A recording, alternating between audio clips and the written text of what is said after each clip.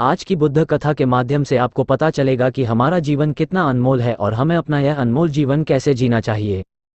एक समय की बात है, गौतम बुद्ध अपने शिष्यों को जीवन से जुड़ी अच्छी और बुरी बातों का ज्ञान दे रहे थे।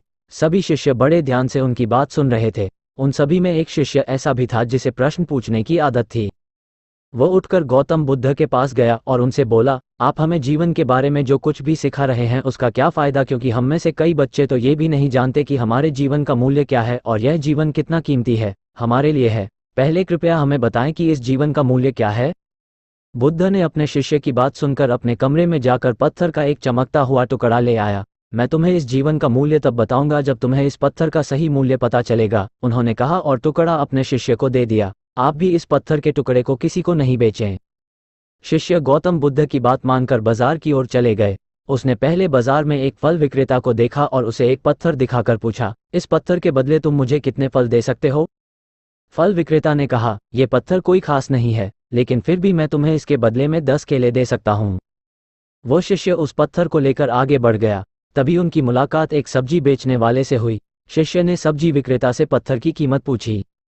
इस पत्थर की कीमत के बदले मैं तुम्हें अधिक से अधिक सब्जियों से भरा एक थैला दे सकता हूँ। सब्जी विक्रेता ने पत्थर को ध्यान से देखा। उस पत्थर को लेकर शिष्य एक सोने के व्यापारी के पास गया। पत्थर के उस टुकड़े की चमक देखते ही सुनार ने उसकी कीमत 100 सोने के सिक्के लगा दी। जब शिष्य ने टुकड़ा बेचने से इनकार कर दिया तो सुनार बदले में 200 सोने के सिक्के देने पर सहमत हो गया। लेकिन शिष्य ने वह पत्थर नहीं बेचा। इसके बाद शिष्य एक हीरे के व्यापारी के पास गया और पत्थर का टुकड़ा उसके सामने रख दिया।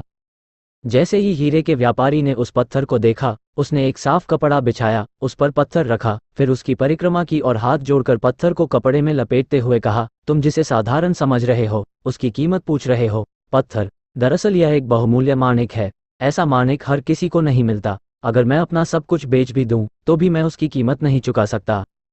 उस व्यापारी की बातें सुनकर शिष्य आश्चर्यचकित रह गया। वह भागता हुआ सीधा बुद्ध के पास आया और बाजार में जो कुछ भी हुआ उसे बताया।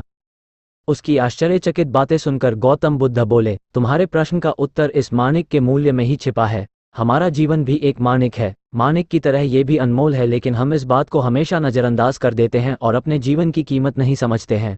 हम दूसरों को देखकर और उनके जैसा जीने की कोशिश करके अपने जीवन का मूल्य कम कर देते हैं। हम सोचते हैं कि हमारे जीवन का मूल्य वही है जो दूसरे हमें बताते हैं, लेकिन हमेशा याद रखें कि दूसरा व्यक्ति आपको अपनी स्थिति, बुद्धि और समझ के अनुसार महत्व देता है।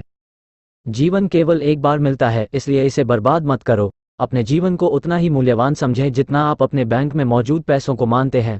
आज के समय में लोग प्यार, पैसा और दिखावा जैसी चीज़ों को अपनी जान से भी ज़्यादा कीमती मानते हैं। लोग प्यार की वजह से आत्महत्या कर लेते हैं।